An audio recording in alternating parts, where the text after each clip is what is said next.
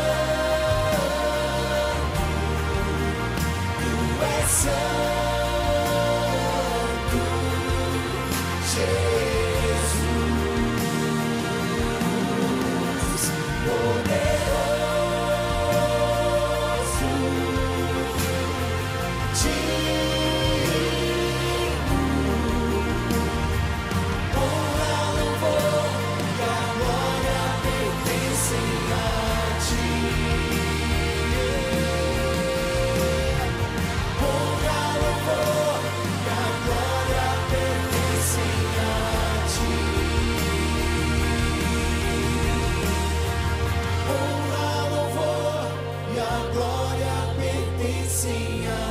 ti, Jesus.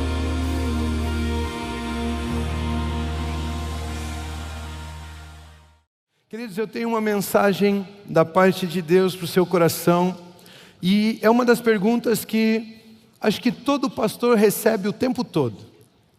As pessoas vêm até o pastor e perguntam assim: pastor, como eu leio a Bíblia?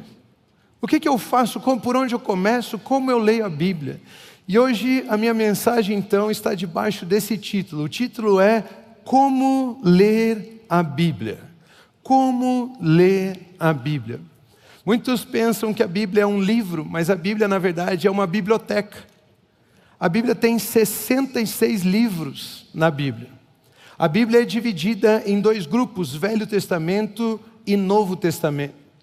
39 livros estão no Velho Testamento e 27 livros estão no Novo Testamento. A Bíblia, entre o primeiro livro escrito e o último livro escrito que está na Bíblia, tem mais de 1.500 anos de diferença entre o primeiro e o último livro escrito da Bíblia. São aproximadamente 40 autores diferentes que escreveram esse livro. E o que chama a atenção é que todos eles, mesmo sendo pessoas diferentes, mesmo tendo esse período inteiro entre a escrita de cada um deles, todos escrevem sobre o mesmo assunto de maneira coerente, e todos eles foram inspirados pelo Espírito Santo para isso, para escrever sobre um único assunto: Jesus Cristo. A Bíblia é um conjunto de livros que aponta para Jesus Cristo. A Bíblia aponta para Jesus Cristo. A Bíblia é a palavra de Deus. A Bíblia é inspirada por Deus. E eu e você precisamos entender que quando lemos a Bíblia, nós temos que ler a Bíblia para aprender com ela, em maneira humilde, sujeitos a ela. É por isso que o profeta Isaías, no capítulo 50, versículos 4 e 5, ele diz assim: o Senhor Deus me deu uma língua erudita, para que eu saiba dizer boa palavra ao cansado. Ele me desperta todas as manhãs, desperta o meu ouvido para que eu ouça como aqueles que aprendem. O Senhor Deus me abriu os ouvidos, e eu não fui rebelde, nem me retraí. Você pode dizer assim comigo: Senhor, abre os meus ouvidos. Queridos, o profeta está dizendo que os ouvidos deles foram abertos para que ele possa ouvir a palavra e aprender com a palavra. Ele diz que os lábios deles foram colocados de maneira especial. Ele tem uma língua erudita para ele poder falar a palavra. Em Efésios capítulo 1, versículo 18, a Bíblia diz o seguinte: peço que Ele ilumine os olhos do coração de vocês, para que saibam qual é a esperança da vocação de vocês, qual é a riqueza da glória da sua herança nos santos. Percebe? Esses textos nos dizem que a palavra de Deus, ela foi feita para ser falada, ela foi feita para ser ouvida, mas ela também foi feita para ser vista. Diz: ilumina os olhos do meu coração, os meus olhos espirituais, os olhos do meu entendimento, para que eu veja, para que eu saiba. Essa palavra então, ela deve ser falada, ela deve ser ouvida, e os seus olhos serão iluminados para isso. Qual palavra? A palavra das Escrituras Sagradas.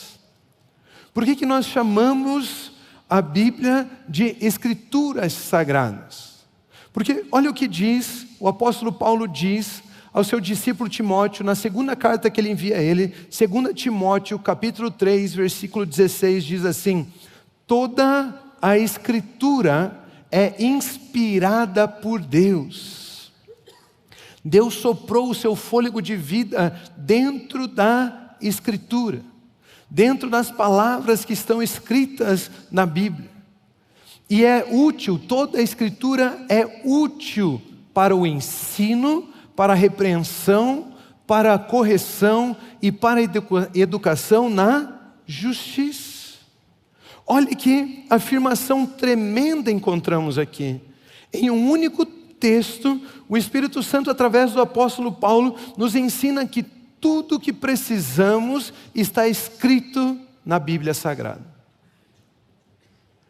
As Escrituras, elas são úteis para a nossa edificação, para a nossa correção, para o nosso ensino, para a nossa repreensão. Todas as respostas que nós buscamos, as Escrituras Sagradas têm essa resposta. Não tem resposta que você esteja procurando que Deus não esteja contida na palavra de Deus. Nós devemos nos relacionar com as Escrituras. Esse texto diz que as Escrituras foram inspiradas por Deus. Ou seja, Deus soprou o próprio fôlego de vida dele nas Escrituras. Por isso que são as Escrituras sagradas. Mas algumas pessoas, elas chegam a um momento e fazem uma outra pergunta. Pastor, você diz para eu ler um capítulo da Bíblia, pelo menos por dia. Mas é muita coisa, eu nem lembro de tudo que eu li.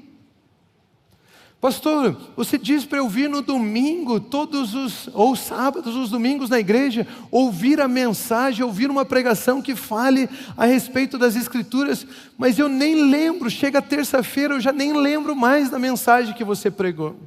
Eu sei disso. Eu sei que você esquece. Mas queridos, esses dias eu aprendi algo com um pastor amigo, e eu descobri que as pessoas fazem essas mesmas perguntas para todos os pastores. Pastor, como pregar, como ler a Bíblia? Pastor, se eu não lembro do que li, para que eu tenho que ler? E esse pastor deu uma resposta, criou uma ilustração que foi muito útil e eu quero compartilhar com você.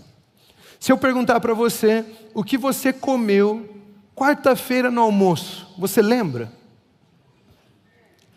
Foi aniversário de alguém, então eu lembro, foi uma refeição especial. Há 15 dias atrás, você lembra o que você comeu há 15 dias atrás?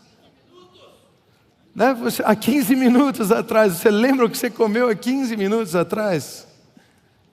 Muitos de nós não lembramos, você não lembra nem que dia foi 15 dias atrás. Então, e o pastor, ele aproveitou, quando ele perguntou para aquele jovem que estava fazendo esse questionamento, pastor, se eu leio e esqueço, por que eu tenho que ler? E ele então interrogou o menino dizendo, você lembra do que você comeu uma semana atrás? E a resposta do menino foi, não. E ele aproveitou então para ensinar algo para aquele menino. Ele disse, você pode não lembrar o que você comeu, mas aquilo que você comeu te sustentou até agora. Queridos, da mesma forma é a palavra de Deus. Eu e você podemos não lembrar de tudo aquilo que estudamos, que lemos naquele dia, naquele devocional, naquele capítulo, na mensagem que o pastor se preparou tanto para pregar e você já esqueceu. Mas nós não podemos não lembrar de tudo, mas uma coisa é certa, este é o seu alimento espiritual, é isso que te trouxe e te fortaleceu até aqui. É por isso que todos os dias nós nos expomos à palavra, nós nos expomos às Escrituras, nós nos expomos a mensagens da palavra de Deus. Sem você perceber, a comida que você comeu te sustentou. Da mesma forma, a palavra que você lê, a palavra que você declara, a palavra que você semeia te sustentou até aqui. Queridos, esse texto que nós lemos nos ensina que todas as Escrituras foram inspiradas por Deus. Quando Deus criou o homem, Ele soprou dentro do homem o fôlego de vida. E esse texto está nos ensinando que Deus soprou também dentro das suas palavras o fôlego de vida. Ou seja, comer da palavra é comer da vida de Deus. É se alimentar daquilo que Deus tem para mim e para você. Se relacionar com a palavra é crescer em graça e conhecimento. É crescer, é fortalecer o seu espírito. Isso é se relacionar com a palavra. Isso é se relacionar com aquilo que Deus, as Escrituras, ela funciona como alimento para o seu espírito e te fortalece. Ler a Bíblia é como comer vida eterna. Ler a Bíblia é se alimentar, é alimento para o espírito. Olha o que Jesus diz em Mateus capítulo 4, versículo 4. Jesus, porém, respondeu, está escrito, o ser humano não viverá só de pão, mas de toda palavra que procede da boca de Deus. O pão pode sustentar o nosso corpo físico, mas o pão não nos sustenta por inteiro. Nós somos espírito, alma e corpo, e o nosso espírito, a nossa alma é alimentado através da palavra de Deus. Este é o verdadeiro alimento. Ler a Bíblia, estudar a Bíblia, ir ao culto, aprender de Bíblia, deixar a semente cair em boa terra e germinar no seu coração, isso é o que sustenta de fato a sua vida. Queridos, nós estamos aqui no culto, nós ouvimos a palavra, nós aprendemos da palavra, é semeado no nosso coração uma palavra fresca, uma palavra de paz, de alegria, de justiça, de graça, palavras que são inspiradas por Deus, são semeadas no nosso coração. E quando termina a mensagem, você já sai correndo daqui, nem fica no louvor, já entra no carro, já sai no trânsito, sai fechando os outros, sai brigando. Queridos, isso é para arrancar essa semente do seu coração. Mas deixa eu dar uma dica para você. Você ouviu uma palavra, uma ministração? Levante, cante um louvor, agradeça ao Senhor por aquilo que foi semeado no seu coração. Deixe essa palavra ser semeada, ser afofada, ser regada. Levante os seus braços em adoração, fique no louvor depois da mensagem e deixe essa palavra ser regada lá dentro do seu coração, para que ela não seja arrancada, mas ela possa germinar, crescer. Queridos, deixar a palavra alimentar, cair no seu coração, ser semeada no seu coração, esse é o nosso alimento espiritual. É isso que sustenta a sua vida. Todas as outras coisas que nós podemos tentar colocar a confiança do nosso sustento são falhas, mas a palavra de Deus não falha. Olha o que diz Marcos, o Evangelho de Marcos, capítulo 4, versículos 26 a 29. Jesus disse ainda, olha o que Jesus disse: o reino de Deus é como um homem que lança semente na terra.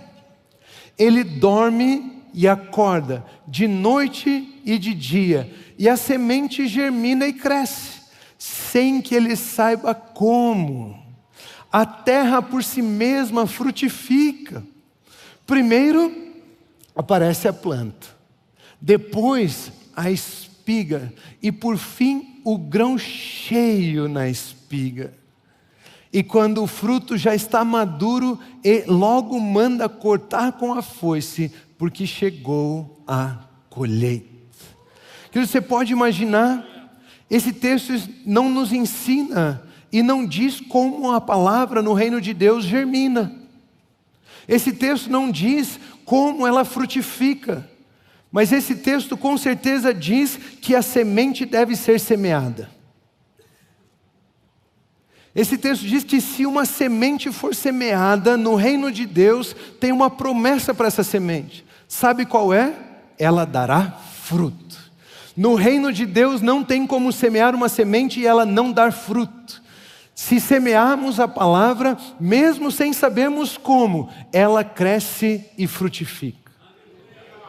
Você semeia aquela palavra, você pode imaginar uma sementezinha de milho, de repente brota aquele pezinho de milho, de repente aparece aquela espiguinha bem pequena, de repente aqueles grãozinhos vão ficando cheios, suculentos, né? Quantos de vocês gostam de milho verde?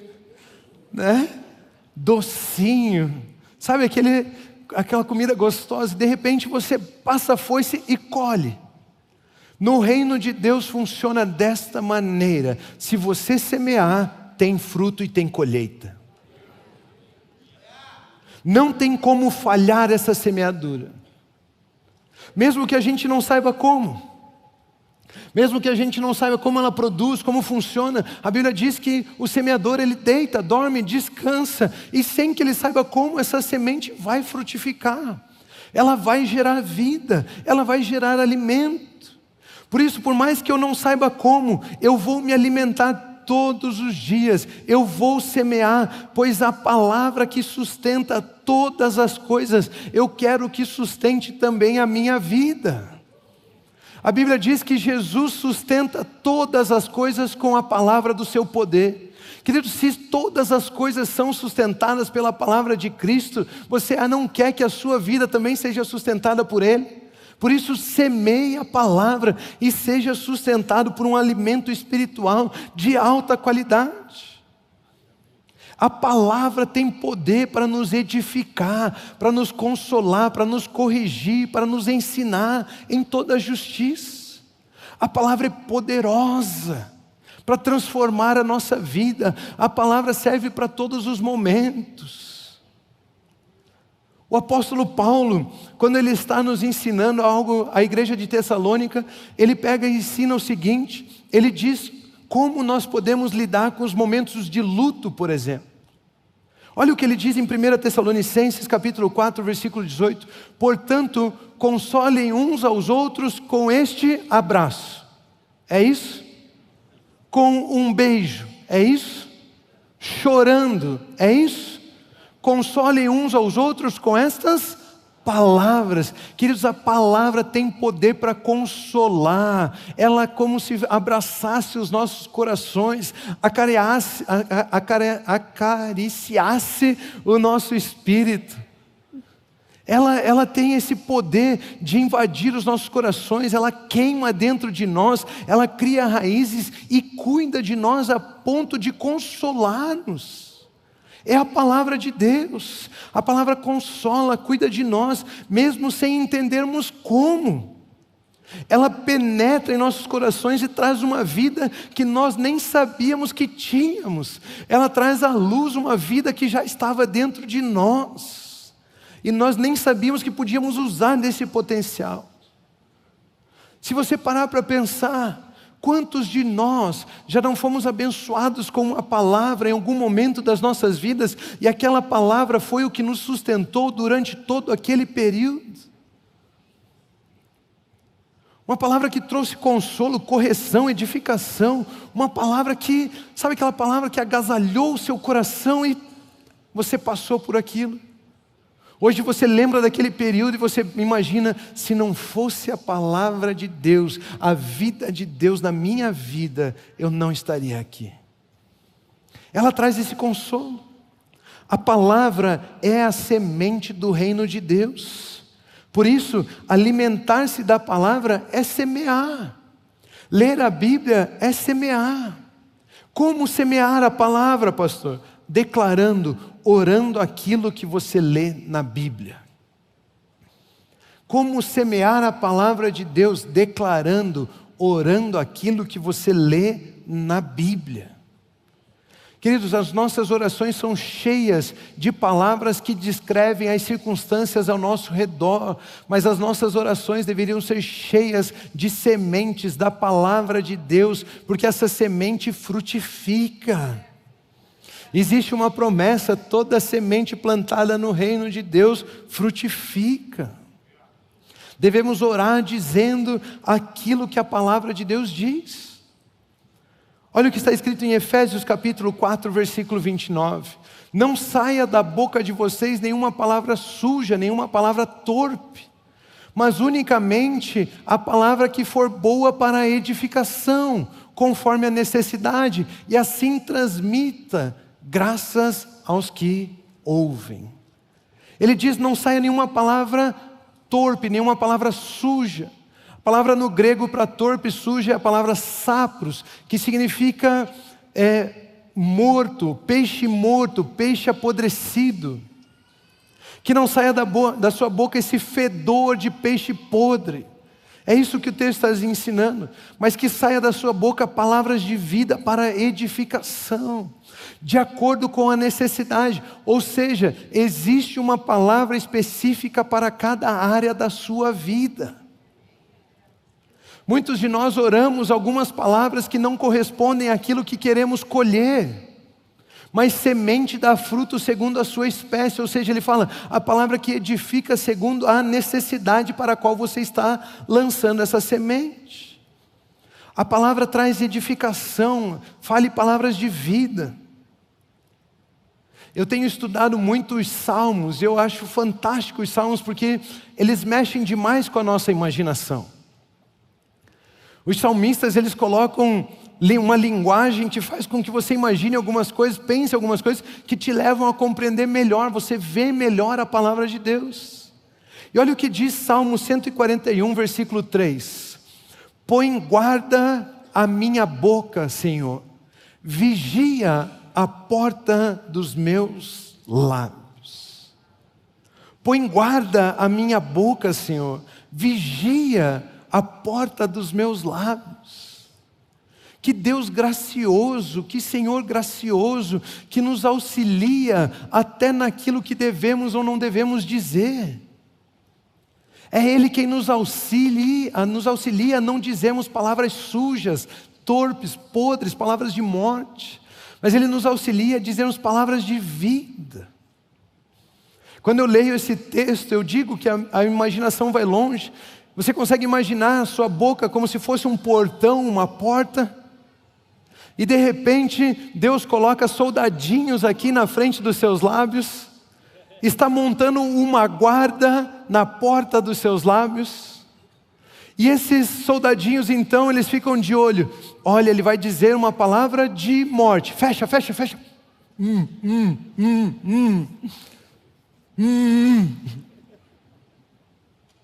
Olha, ele vai dizer, eu não consigo. Palavra torpe. Não vai dar certo. Palavra torpe. Isso é muito difícil. Palavra torpe. Olha, você é assim, você vai morrer assim. Palavra torpe. Quando você lê palavra suja, você logo imagina um palavrão, não é? Mas todas essas palavras que eu estou citando como exemplo aqui, são palavras de morte. E os soldadinhos, quando você pensa em dizer, eu não consigo, os soldadinhos, não deixa ele falar, não deixa ele falar.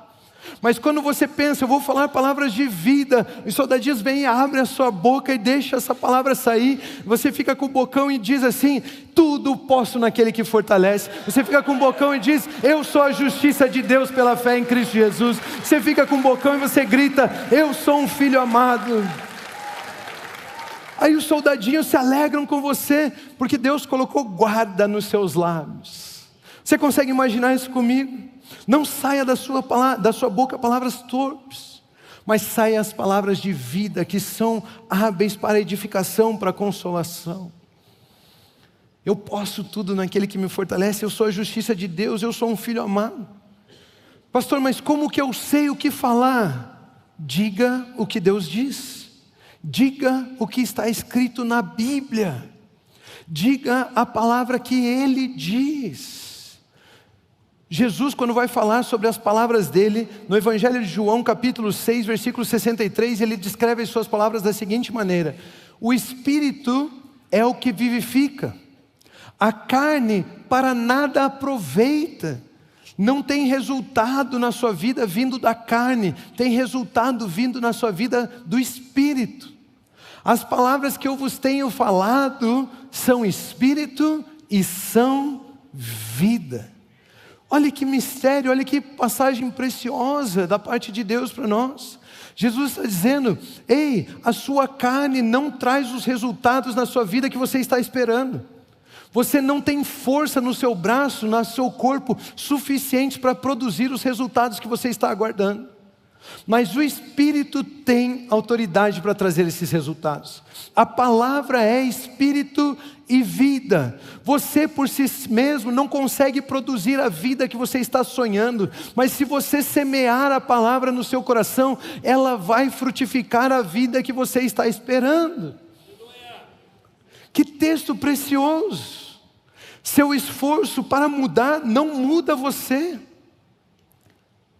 Mas a palavra semeada, ela germina e frutifica.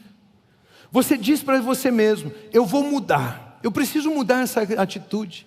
E você cria um monte de regrinhas. Você troca o cigarro pelos chicletes. E você cria um monte de coisinhas para tentar se afastar daquela prática que você tinha. Queridos, um dá câncer no pulmão, o outro dá úlcera. Não adianta, não resolve, não muda. Tentar essas coisas não muda, a carne de nada aproveita. Mas a palavra de Deus é como semente. O semeador semeia, ele dorme, ele descansa. E quando ele percebe, ela já frutificou. Quando você percebe, você já mudou. Quando você vê, o seu vocabulário mudou, o seu comportamento mudou, as suas atitudes mudaram, porque você é resultado daquilo que você fala. E ele está dizendo, as palavras que eu vos digo são espírito e vida. Por isso diga o que Deus diz. Quando você vê, você está dizendo, está escrito. Assim como Jesus sempre diz, está escrito. E as palavras de Deus são espírito e vida. Aquela semente começa a brotar no seu coração. De repente aparece a espiga, os grãos ficam cheios. E aí você passa a foice e você colhe aquela espiga. E aí você percebe que a sua vida inteira foi transformada por causa das suas atitudes novas. Não, mas porque a palavra de Deus frutificou no seu espírito. Nós temos palavras de vida para todas as áreas das nossas vidas. Querido, se palavra de Deus é alimento para o nosso espírito, senta direito aí na cadeira, se prepare, porque agora eu vou dar um banquete para você. Se prepare para uma explosão de sabores aí no seu espírito. Olha o que nós podemos declarar, olha o que nós podemos dizer. Por exemplo, sobre os nossos filhos são como flecha na mão do arqueiro. Os nossos filhos são como o rebento de oliveira, sentados ao redor da nossa mesa. Os nossos filhos são ensinados do Senhor. Os nossos filhos vivem honrando aos pais. Olha o que a palavra diz a respeito do nosso casamento.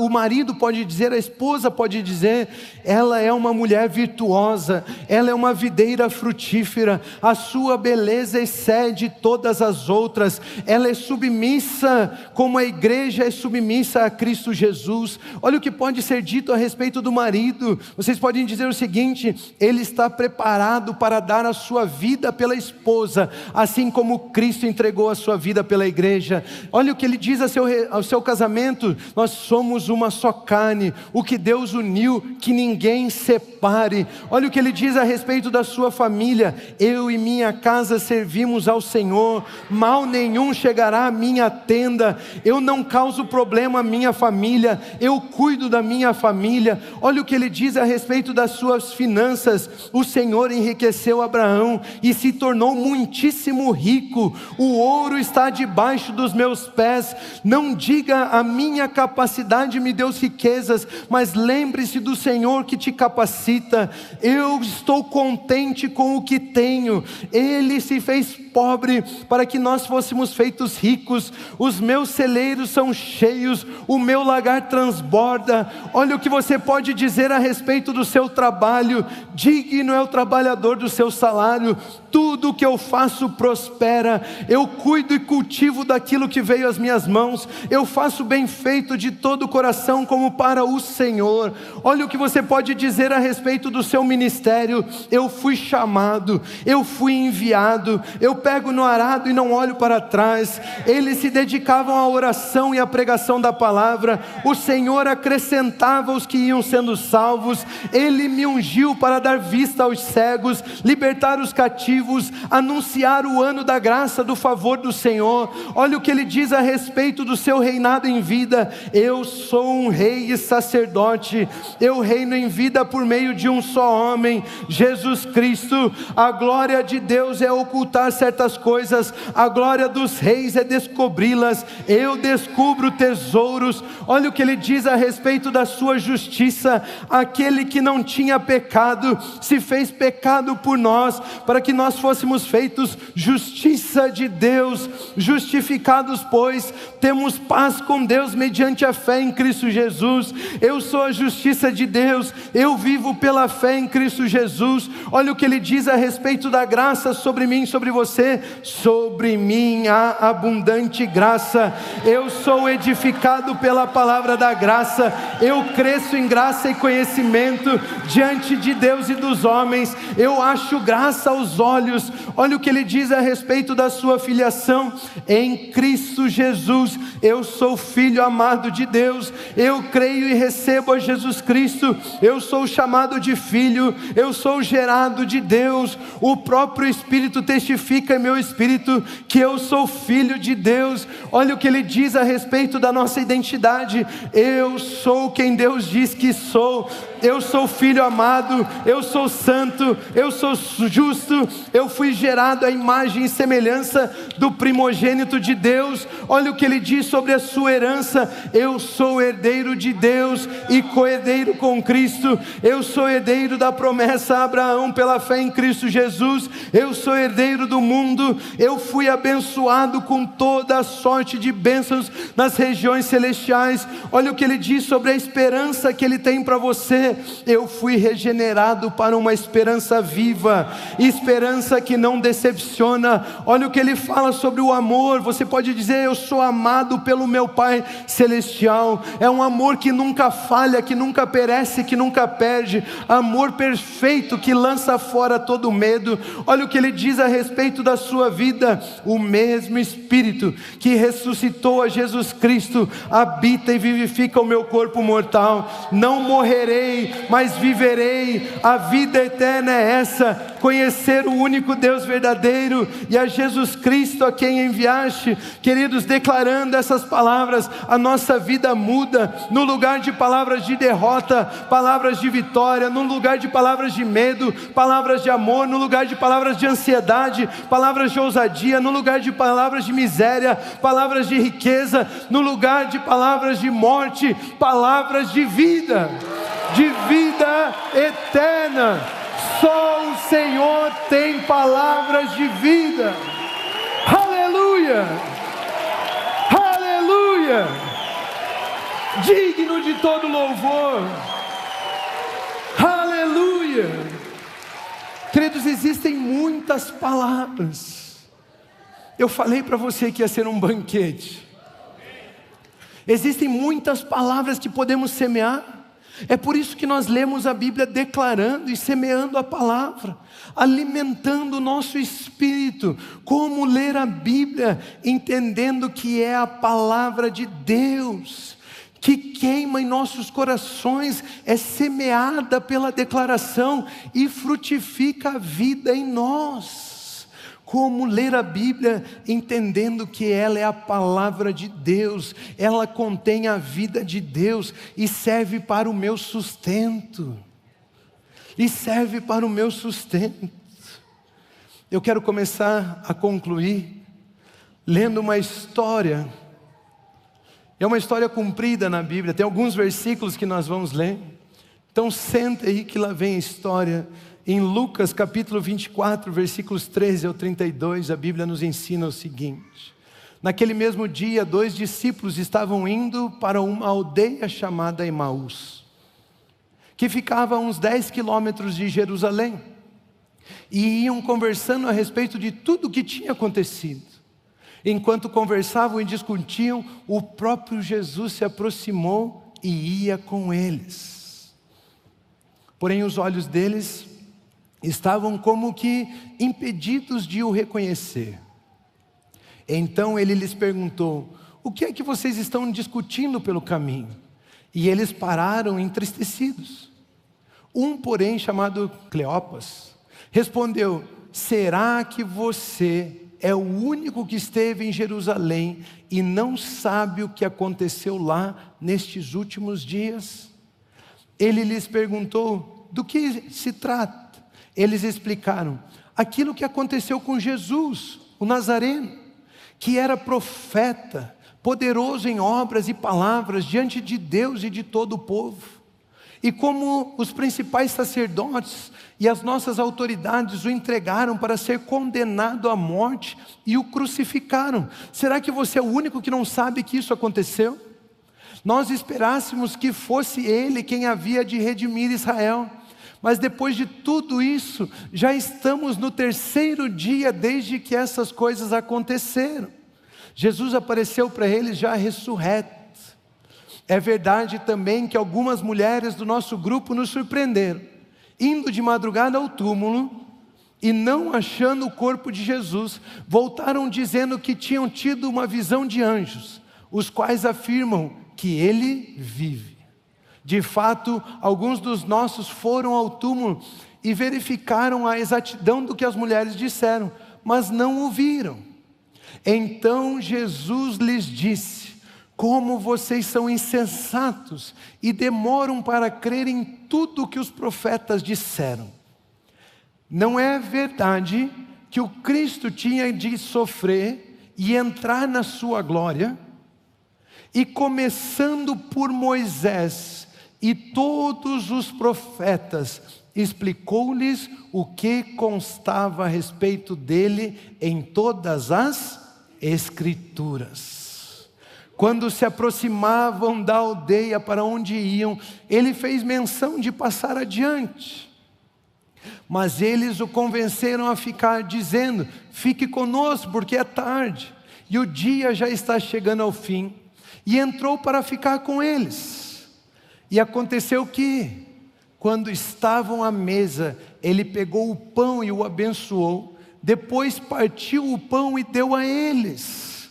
Então os olhos deles se abriram, foram iluminados, e eles reconheceram Jesus, mas ele desapareceu da presença deles. E disseram um ao outro: não é verdade que o coração nos ardia no peito, quando ele nos falava pelo caminho, quando nos explicava as Escrituras? Queridos, olha a profundidade desse texto. Jesus aparece para eles ressurreto, os olhos deles fechados, sem entendimento do que estava acontecendo. Tentaram explicar a história de Jesus para o próprio Jesus, de tão corajosos que eram, de tão ignorantes que estavam. Mas Jesus, com a sua paciência, ele começou a explicar para eles o que dizia as Escrituras. Eu gosto muito desse texto porque dá ênfase nas Escrituras. Queridos, a Bíblia não precisa ser atualizada, a Bíblia não precisa ser mudada, ela é a palavra de Deus, ela é inspirada por Deus, as Escrituras. Jesus usou as Escrituras para mostrar como, de Gênesis a Malaquias, de Moisés aos profetas, todos eles apontavam para Jesus. Jesus começou a expor as Escrituras, dizendo: olha, sabe quando Moisés abriu o Mar Vermelho? Então essa história fala de mim. Olha, sabe quando Samuel foi nascer, prometido para Ana? Essa história fala de mim. Sabe quando Davi assumiu o trono? Essa história fala de mim. Sabe sobre Sansão? Essa história fala de mim. Sabe quando Gideão venceu a batalha com 300 pessoas? Essa história fala de mim. Jesus foi expondo para eles como todas as histórias das Escrituras apontavam para Ele. Como devemos ler a Bíblia? Como ler a Bíblia? Devemos ler a Bíblia procurando por Jesus Cristo, que é a vida de Deus para a humanidade. Como devemos ler a Bíblia? Devemos ler a Bíblia procurando por Jesus Cristo, que é a vida de Deus para toda a humanidade. Como devemos ler a Bíblia? Devemos ler a Bíblia procurando por Jesus Cristo, que é a vida de Deus para toda a humanidade. Jesus mostrou como as Escrituras falam a seu respeito. E essa vida, queridos, que é o próprio Jesus, que é semeado em nós, ela cresce, ela frutifica, ela abraça os nossos corações, ela enraiza em nós, ela cresce para frutificar, para nos dar vida, para nos dar alimento.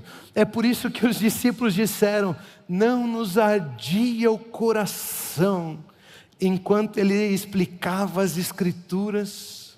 Queridos, enquanto nós vamos lendo a palavra de Deus, enquanto nós vamos ministrando a palavra de Deus, o nosso coração ele vai aquecendo, ele vai ardendo, ele vai queimando, e nós sabemos que isso é verdade, nós sabemos que a palavra de Deus está entrando nas nossas vidas, e é por isso que de repente você fica com essa vontade de aplaudir, é por isso que de repente você fica com essa vontade de gritar, é porque a palavra de Deus está agindo na sua vida, está sendo semeada no solo do seu coração, e vai ardendo, e eles descrevem as Escrituras desse exato modo. não nos ardia o coração, enquanto Ele nos expunha as Escrituras. Queridos, a palavra de Deus não cabe dentro de nós. Quando ela cai ali, ela já começa a enraizar, e ela vai crescendo, e ela é maior, é uma árvore maior que o vaso. Sabe, ele cresce, ela frutifica, é maior do que aquilo que nós podemos imaginar. Por isso ela revira você por dentro, ela faz separação entre espírito e corpo e alma, ela faz separação entre juntas e medulas, ela é mais afiada que espada de 2 gumes, ela vem transformando você, ela cresce. Por isso que nós sabemos que nos arde o coração enquanto nós estudamos as Escrituras. A semente é plantada quando nos arde o coração por paixão às Escrituras.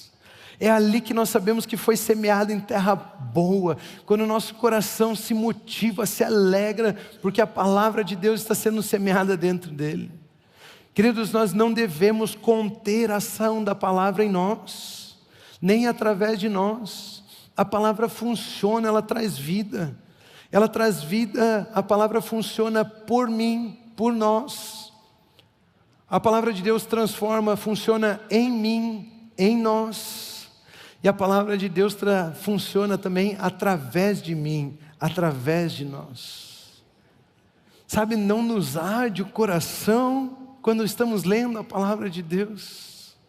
Os nossos olhos começam a ser iluminados, a nossa compreensão lógica humana não entende tudo que Ele está tentando ministrar aos nossos corações. Ele vem semeando, Ele vem depositando sementes e sementes no nosso coração, até que ela frutifique. É por isso que eu entendo o salmista, no Salmo 1, versículos 1 e 2, que ele diz assim: bem-aventurado, feliz é aquele que não anda no conselho dos ímpios, que não coloca palavras podres no seu coração, não se detém no caminho dos pecadores, nem se assenta na roda dos escarnecedores. Pelo contrário, o seu prazer está na lei. A lei aqui hoje para nós representa a palavra do Senhor. O seu prazer está na palavra do Senhor, e na sua palavra medita de dia e de noite. Queridos, quando eu pego essa passagem dos discípulos indo na estrada de Emaús, e ela diz que o coração deles ardia pela palavra, automaticamente eu entendo o salmista dizer: o meu prazer está na palavra do Senhor, o meu prazer está naquilo que Ele disse, porque ali eu encontro a paz, ali eu encontro a vida, ali eu encontro o amor, ali eu encontro a bondade, ali eu encontro a justiça, ali eu encontro aquilo que de fato tem eficácia para transformar a minha vida na palavra. É por isso que eu medito nela de dia e de noite. É com paixão que nós lemos a Bíblia, é com prazer que nós lemos a Bíblia. Eu fiquei procurando, acho que agora vocês já me ouviram pregar o suficiente para saber que eu gosto de trazer um exemplo, tentar trazer uma ilustração para você entender o texto bíblico. E eu fiquei procurando uma explicação de como eu posso traduzir essa ideia de tem prazer, o meu prazer está na palavra do Senhor. Eu medito, eu não tiro isso dos meus pensamentos. E um exemplo que eu encontrei é o seguinte: quantos de vocês já fizeram a 8ª série? 8ª série, sexta-feira, último dia de aula. O professor entra na sala e ele começa: pessoal, Machado de Assis, aula de literatura. O professor de física entra na sala. E ele começa: eu preciso passar essa matéria. Todo mundo olha para ele e fala: professor, nem caderno eu trouxe, hoje é o último dia de aula, professor. Já começa aquelas perguntas: professor, posso ir tomar água? Professor, acho que eu estou com dor de cabeça, posso ir na enfermaria? Vai cair na prova do ano que vem.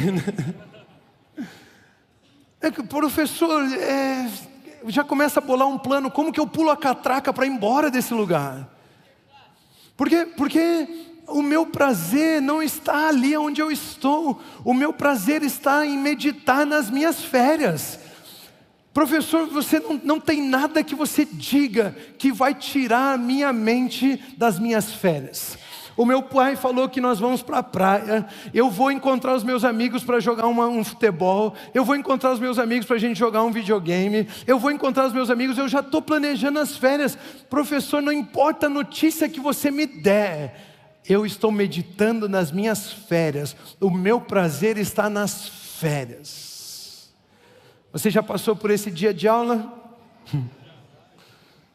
Meu pai e minha mãe me faziam ir no último dia de aula. Ela disse que é para compensar todos os outros que eu matei. Mas esse último dia de aula, o meu prazer não está naquilo ali, o meu prazer está lá fora, o meu prazer está nas férias. Da mesma forma, o salmista está tentando dizer para nós o seguinte: o meu prazer está na palavra do Senhor.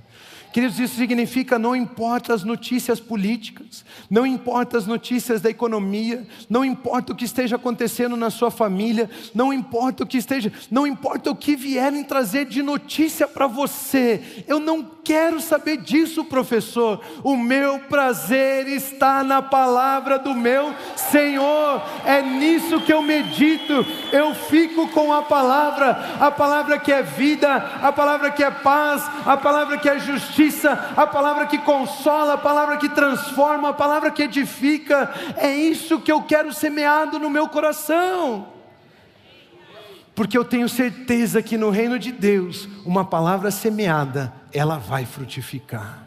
Eu tenho prazer, o meu coração queima pela palavra.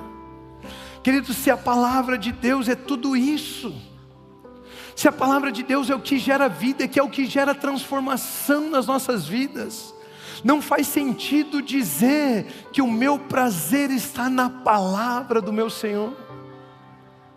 Tudo que você tem tentado até agora não trouxe o resultado que você está procurando, mas a palavra frutifica, e ela transforma, ela vai nos moldando, ela vai nos conduzindo, ela vai mudando tudo por dentro, a ponto de a gente não conter ela lá, e ela expande os seus ramos para fora, e dá o fruto, e nós nos alimentamos disso. Faz sentido a frase do salmista, não faz? O meu prazer está na palavra do Senhor. É por isso que eu entendo Pedro, no Evangelho de João, capítulo 6, versículos 67 e 68. Muitas pessoas estavam abandonando Jesus, porque Jesus disse: ei, aquele que não se alimentar de mim, não comer da minha carne, beber do meu sangue, não tem parte comigo. E todos eles começaram a sair de perto e falaram: não, isso é muito difícil, esse negócio de me alimentar de Jesus é muito difícil, eu quero me alimentar do mundo. E aí Jesus pegou, olhou para os 12 discípulos e disse, então Jesus perguntou aos 12, será que vocês também não querem se retirar? Também vocês não querem se alimentar dessas palavras de lixo que tem por aí? Talvez você também queira ouvir mais o jornal, ou a novela, ou o Instagram, ou o coach, ou o psicólogo, ou o psiquiatra, do que a palavra de Deus. Talvez vocês também queiram, não é isso? É o que ele está falando, vocês também não querem ir se retirar? Mas Simão Pedro, de vez em quando ele acertava. E Simão Pedro respondeu, Senhor, para quem iremos? Senhor, aonde que eu vou? Quem é que eu vou ouvir? Que palavra que eu vou semear? Senhor, o que eu vou querer? Agora eu já tive um encontro com você, Jesus. Agora eu já sei quem você é, eu já sei o que você tem para mim, eu já sei as palavras que você tem a meu respeito. Para onde iremos? Para onde é que nós vamos? É o Senhor que tem as palavras de vida eterna. É o Senhor que tem a semente para o meu futuro. É o Senhor que tem as palavras de vida eterna. Perceba, são palavras de vida eterna e não de vida passada. As coisas antigas já passaram, surgiram coisas novas. Semente, queridos, não fala de passado, semente fala do que você vai colher no futuro. Eu e você podemos hoje decidir nos alimentar da palavra, ler a Bíblia e declarar e semear nos nossos corações aquilo que vamos viver nos próximos dias. Nós vamos começar o último trimestre desse ano, por que não começar declarando palavras de vida? Ele nos dá um alimento que precisamos para criar o nosso futuro.